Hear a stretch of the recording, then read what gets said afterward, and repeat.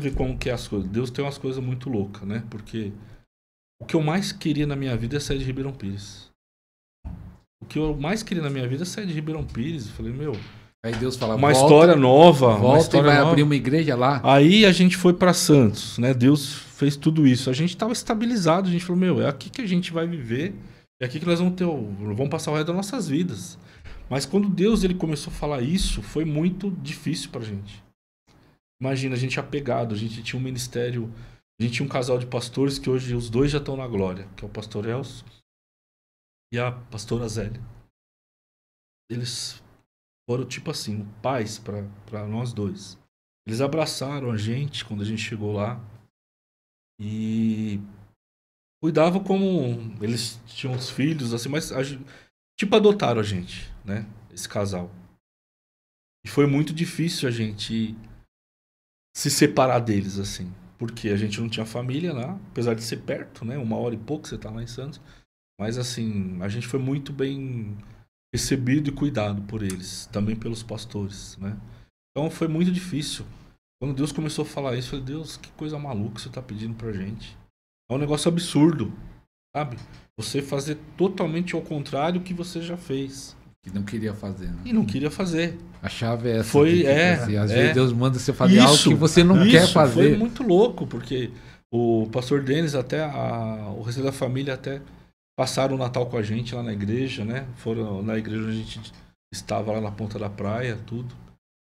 E assim, foi muito assim, difícil.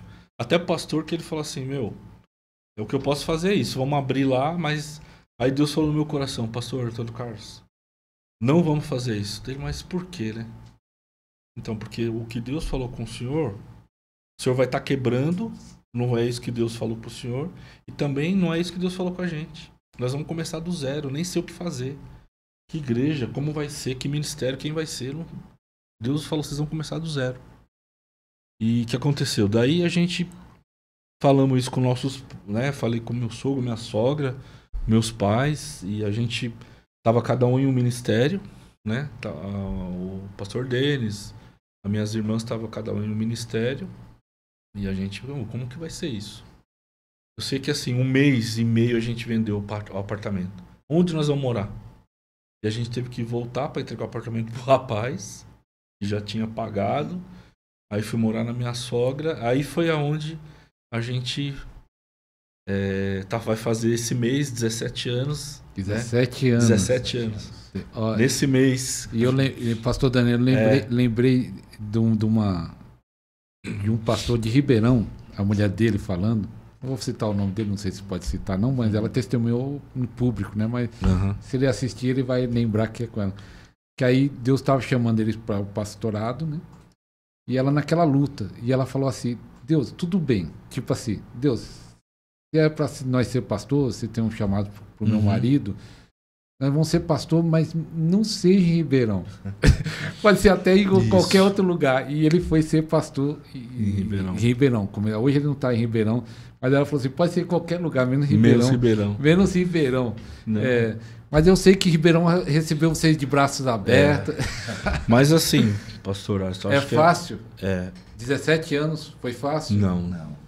Mas assim, uma coisa que eu acho que é importante a gente falar que Ribeirão, infelizmente, a fama de Ribeirão fora era de judiar dos pastores, amedrontar os pastores, destratar os pastores. Isso então, desde a infância, né? Desde a infância. De outros pastores porque nós era uma juventude assim que a gente era do lado dos pastores. E a gente já foi levar cesta básica, já foi fazer despesa para os pastores. Então, assim... E uma igreja gigante, rica, uma igreja forte, rica, uma igreja estruturada. E pastores passando fome. Isso. Porque a igreja... Então, assim, a fama de Ribeirão, na Baixada Santista, era muito ruim. Então, imagina a gente no meio disso. Deus, o senhor vai mandar a gente para lá, pro olho do furacão mesmo. Né? Então, assim, era tudo ao contrário, entendeu? Tudo ao contrário. Tudo contrário. Tudo ao contrário. E quando o pastor Dani falou para você, você achou maravilha a ideia? É de Deus. Quando ele falou assim, ó, vamos abrir aqui a igreja. Então, você sentiu, falou assim, é de Deus. Antes disso, eu tinha tido uma experiência muito ruim. Meu pai estava dirigente de uma congregação. E era uma congregação recente, uma congregação nova, né? A gente estava 2 meses. Eu estava desde a inauguração dessa congregação junto com meu pai e junto com outros dirigentes ali, né? Meu pai, eu acho que era o segundo dirigente, mas assim, eles confiavam muito em mim. Eu era jovem, eles confiavam muito em mim, então eu abria o culto, fechava o culto. Era a palavra, era ensinamento, eles passavam tudo para mim já naquela época. Eu fazia muitos cultos nos lares ali. E eu conhecia, como era no bairro onde eu morava, eu conhecia os traficantes, eu conhecia todo mundo ali. E eu comecei a evangelizar dentro do tráfico, dentro do lugar onde o fervo mesmo, como fala na linguagem de hoje, né? E assim, eles começaram a ir para a igreja. Se eu não me engano, foram 17 jovens de dentro do tráfico. Só que eu estava numa congregação, essa congregação tinha aberto pouco tempo, né? Isso acontece normalmente dentro de uma grande igreja, né? E a congregação, por 2 meses, ela cresceu demais. Ela já não estava suportando o lugar onde ela já estava, porque ela estava completamente lotada, cheio de jovens que estavam se convertendo, né? Aí eu sei que eu estava no dia de um trabalho, eu estava trabalhando, né? E isso foi muito doloroso, tanto para o meu pai quanto também para mim. Porque eu estava trabalhando, meu pai chegou em casa, né, estava numa reunião com os pastores, vinha todos os pastores da Baixada, de todos os lugares, era uma reunião de pastores, né? Eu estava trabalhando, meu pai foi me pegar no meu trabalho e falou assim, Adele, você precisa ir agora, eu preciso te levar na igreja agora. Quando eu cheguei lá, me colocaram lá na frente, eu sem saber o que era, daí falaram assim, olha, estão te acusando de vender droga dentro da igreja. E eu fui disciplinado nessa época, né? Na frente de todos os pastores. Só tinha um pastor que me defendeu, que falou assim, olha, eu conheço ele.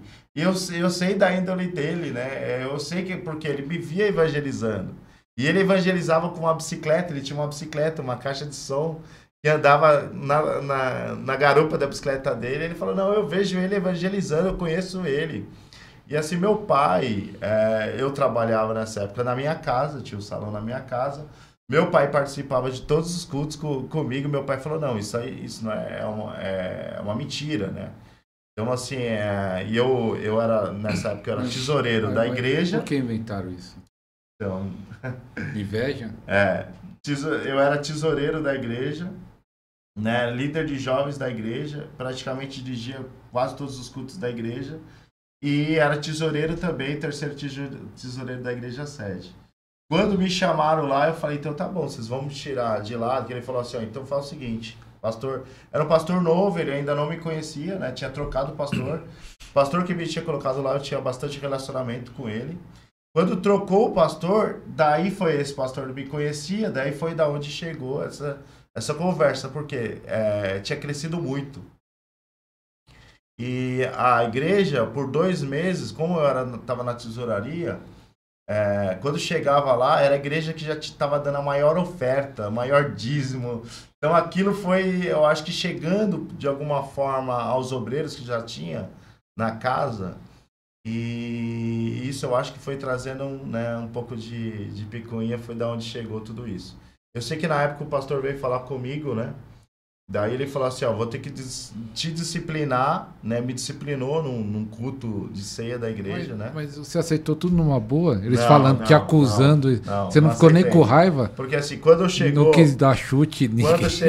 Quando chegou essa conversa, quando me colocaram junto na frente lá, eu falei assim, eu quero as pessoas que estão me acusando aqui, e a gente vai daqui para a delegacia. O próprio pastor da igreja, o pastor que estava lá na igreja, incumbido da igreja, tinha passagem.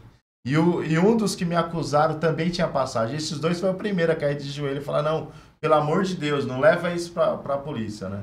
Daí meu pai, como era meu pai, já era mais tranquilo. Meu pai, não, Denis, deixa. Daí deixamos isso para lá. Mas Esse foi um dos processos que eu passei, né? Que me tirou da igreja por um tempo, né? Me tirou da igreja por um tempo até que Deus me chamou. Mas você saiu da igreja por causa disso? Por causa disso. Foi ferido? Foi ferido dentro da igreja. E aí... O ministério da libertação é fundamental. Muitas pessoas estão presas em feitiçaria, presas em maldições familiares, presa no pecado, no vício.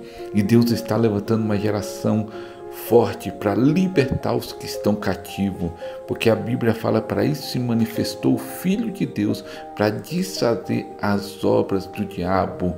Então Deus está levantando a sua igreja para libertar os que estão presos, e Deus quer levantar a sua vida, Deus quer levantar o seu ministério. O tempo está acabando, estamos nas últimas horas, nos últimos minutos. Deus quer levantar um ministério de libertação forte.